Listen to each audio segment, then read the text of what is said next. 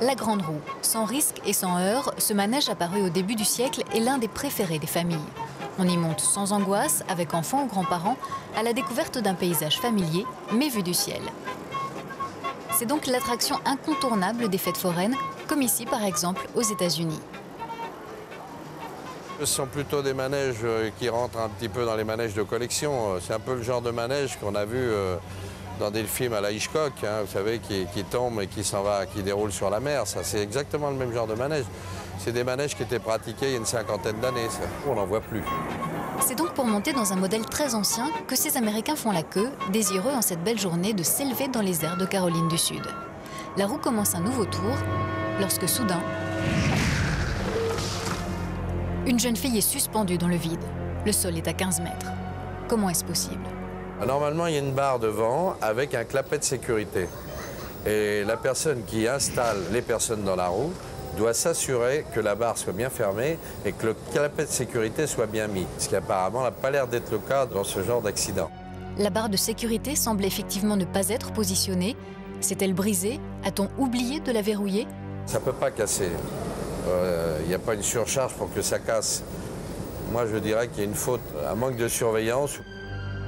Cette nacelle n'aurait donc pas été vérifiée, sécurisée. Une faute d'inattention, une erreur humaine qui place cette adolescente dans une position très périlleuse. Instantanément, le manège a été stoppé. 2 techniciens escaladent sans perdre une seconde. Et il y a urgence maintenant.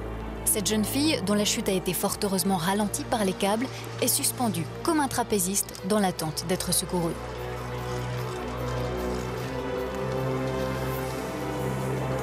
Oui, il y a 2 méthodes. Hein. Ou alors il fallait laisser tourner la roue, mais il fallait prendre le risque qu'elle puisse retomber à un autre moment sur un autre câble ou peut-être mal tomber sur un rebord.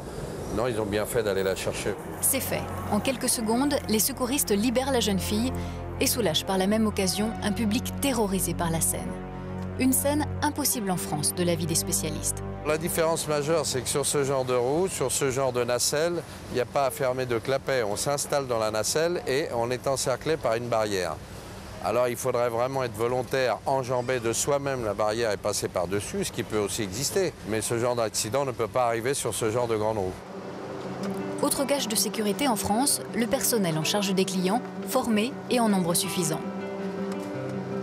Sur la grande roue que nous voyons derrière nous, il doit y avoir au moins 5 personnes. Il y a toujours une personne en plus.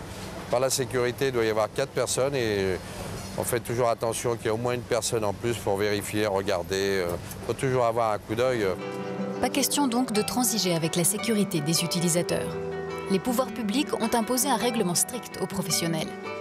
À chaque ouverture de fête foraine, il y a une commission de sécurité qui se déplace. Commission de sécurité composée de pompiers, composée de municipaux, composée d'ingénieurs des mines. Et tout cela vérifie systématiquement, mathématiquement, tout le matériel. C'est pour toutes ces raisons que ce genre d'accident n'a apparemment jamais été recensé dans l'Hexagone, pas plus d'ailleurs qu'en Europe. La roue est un manège sûr, même si la négligence d'un homme a bien failli transformer cette récréation en désolation.